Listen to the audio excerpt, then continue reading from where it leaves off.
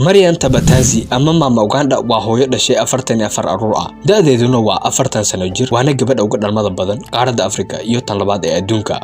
Dalka Uganda oo ku yaala bariga qaaradda Afrika, tuulo yar oo u dhow caasimadda Kampala, ayay Maryam Tabatazi ku dhalatay, gaar ahaan qoys ay noloshoodu tahay dhexdhexaad. Waxaana la guursaday iyadoo da'deedu tahay 12 sano jir. Hal sano kadib ayay Maryam dhashay mataano. Maryam ama Mama Uganda ahna magaca ay dunida aan kaga tahay. Markasta oo ay hamilo noqoto waa mataano ama in ka badan. Arrintan oo sabab u ah inay dhaqaatiir badan la kulanto si ay u ogaato sababta ka dambaysa dhalmada badan. Sida laga soo xigtay baaritaanka caafimaad ee lagu sameeyay Mama Uganda, waxa ay la ildaran tahay hyperfusion, in baarmiinteedu uu sareeyo, taas oo ka dhigtay in si joogto ah u dhasho.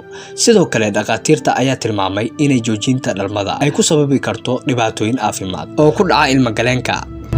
15 jeer ayay dhashay 44 aruur ah ilaa 2016 ayna da'deedu tahay 38 sano jir. 15 jeerna ay dhashay 44 aruur ah. Inta badan waxay dhalaysay mataano ama in ka badan. Kaliya hal mar ay nolosheedu dhashay ilmo kaliya. Waxa ka dhintay 6 aruur ah, halka 38 ka kale ay nool yihiin. 22 ka mid ah waa rag, 16 ka mid ah waa dumar.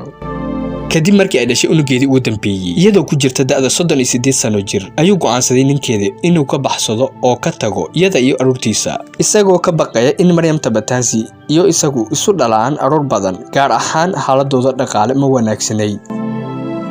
Iminka aruurteeda waaweyn ayaa caawiya hooyadooda, sidoo kale waxa ay daryeelaan aruurta ka yaryar, halka howlaha guriga kala qaybsadaan ayna leeyihiin jadwal u gaar ah si uu qof walba u ogaado hawsha uu kaga qoran yahay guriga.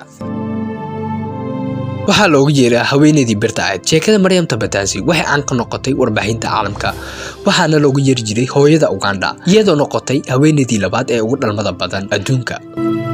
Kadib haweeneyda u dhalatay dalka Ruushka, Fyodor Vasiliev, oo iyadu dhashay 69 aruur ah. maadaama ay ku adag tahay inay aruurteeda u shaqeyso, waxay Maryam taageero ka heshay dad samafalayaal oo ku nool adduunka. Qoyskeeda ayaa qasab ku guuriyay, ninkeeduna waa uu ka tagay.